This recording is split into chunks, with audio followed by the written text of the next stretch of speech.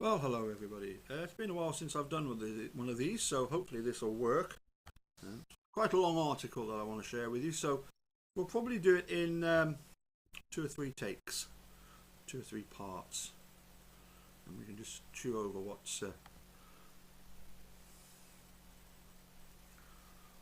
this article is all about.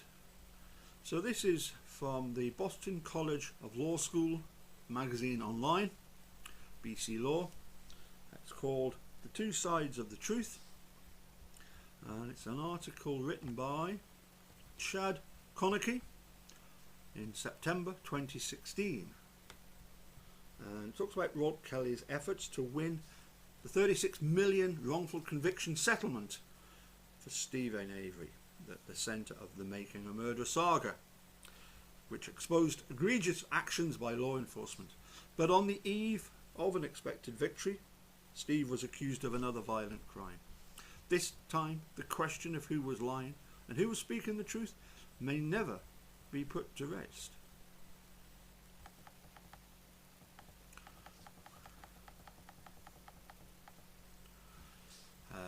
Walt Kelly, 68 student at the law school, didn't have a starring role in Making a Murderer. He wasn't a player in the sexual assault case that sent Steve to prison for nearly two decades, nor was he involved in the Steve's subsequent murder trial and conviction following his exoneration from the assault verdict.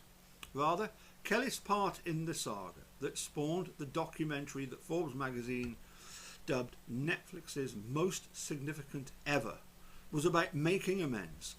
Kelly represented Steve in a civil suit during a short-lived but symbolic oasis of legal and ethical recompense, sandwiched between two bitterly contested criminal cases. The streaming documentary Making a Murderer chronicles the story of Steve and Avery, who had a relatively low-key criminal record and lived on the lot of his family's auto salvage yard in rural Wisconsin. Convicted of first-degree sexual assault in Manitowoc in 1985, Steve spent 18 years behind bars before being exonerated by DNA evidence in 2003. Enter Walt Kelly, well known in civil liberties circles, who would become half of the two-man team that Avery chose to represent him in a $36 million wrongful conviction civil action. The lawsuit was filed in 2004, and within a year, the plaintiff's legal team had Manitowoc County against the ropes. Case files and depositions clearly demonstrated gross misconduct by the former district attorney and retired sheriff in their push to secure Steve's 85 conviction. In 2005, with his lawsuit poised to commence, Avery was arrested for the murder of Teresa Holbach, who was last seen on his property. His wrongful conviction case fell apart. The documentary indicates that a vindictive and dishonest sheriff department may have framed Steve because of that pending lawsuit.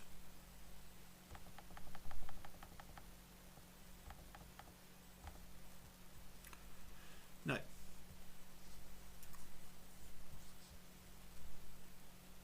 Kelly's trajectory to accompanying Avery to the doorstep of a likely civil victory in 2005 was seemingly random, but in many ways Walt Kelly was predestined to end up as Stephen Avery's lawyer.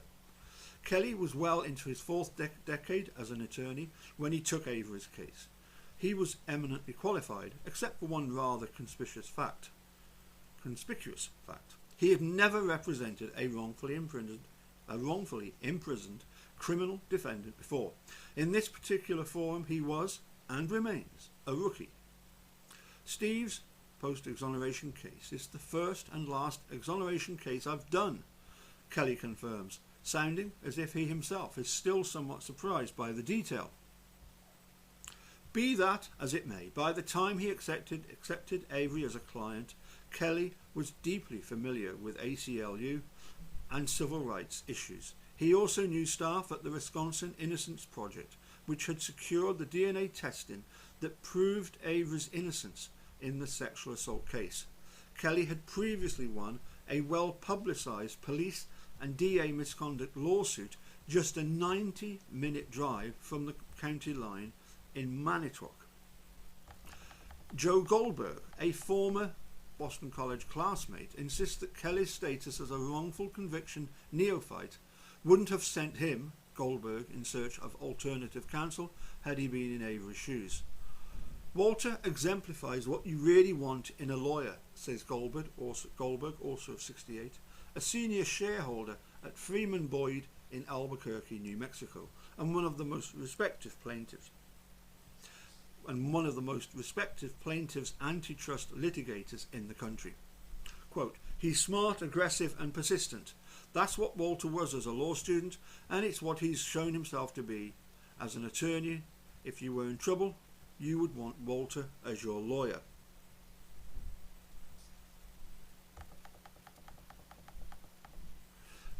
Avery's 1985 conviction was vacated via unequivocal DNA evidence in September of 2003.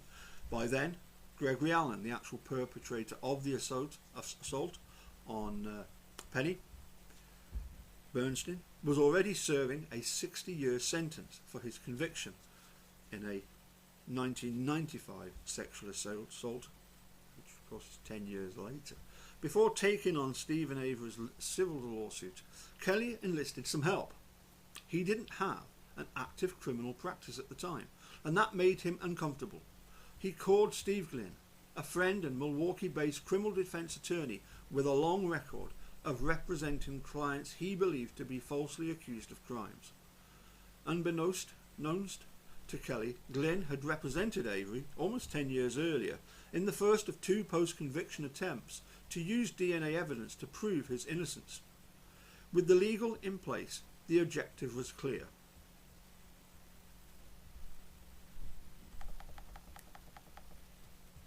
We knew the case was going to involve constitutional violations of the exculpatory laws under Brady versus Maryland, says Kelly. We had to prove that the sheriff and the DA acting for Manitowoc County had violated Steve's constitutional rights in securing his arrest and conviction in the sexual assault case. As Kelly notes, the core of the lawsuit would be built upon Section 1983 of the US Code, which applies to deprivation of rights secured by the Constitution. Job number one in crafting the suit was pouring through a mountain of documentation. The existing record was enormous and everything had to be reviewed.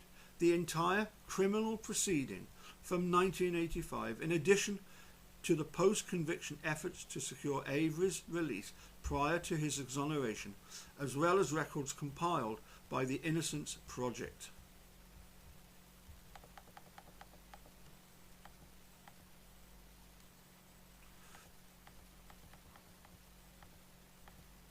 Now Kelly and Glynn decided to withhold filing a suit for damages until the completion of an ongoing investigation into Manitowoc's handling of Steve's case by the Wisconsin Attorney General.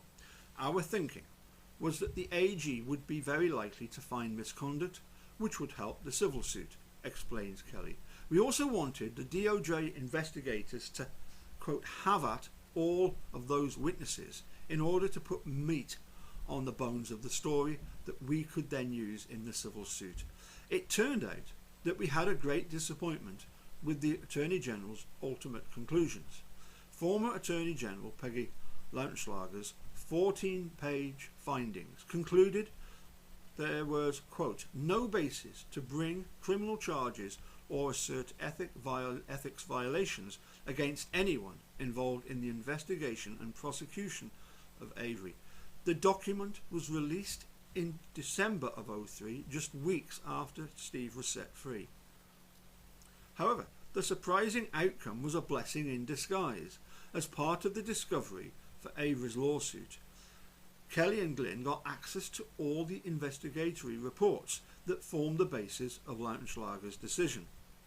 In truth, what happened in that case was that inside the Wisconsin DOJ, Lautenschlager's investigators were very strongly in favour of finding misconduct, says Kelly, but it was the AG and one of her deputies.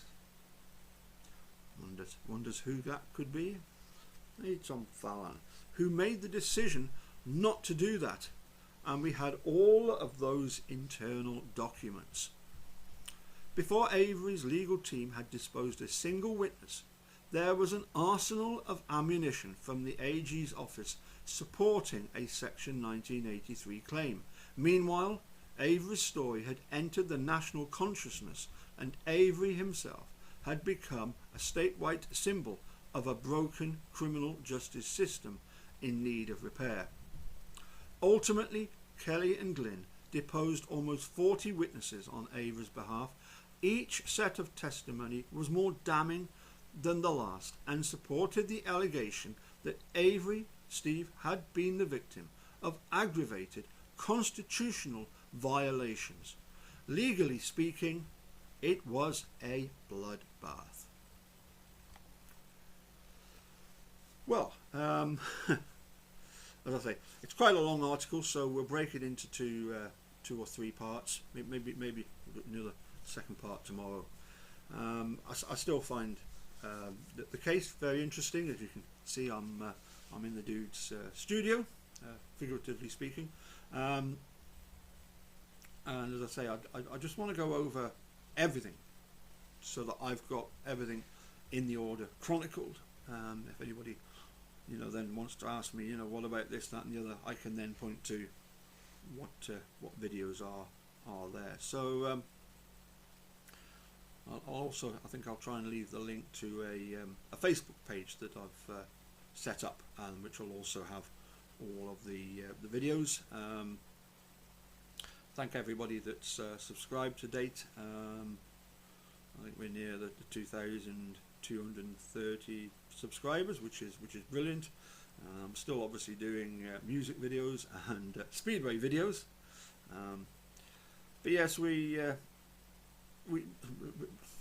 can't forget about Stephen Avery, and of course we've yet to get on to Brendan Dassey. But as I say, I want to do something in a sort of chronological order this time round, and then see where it leads us.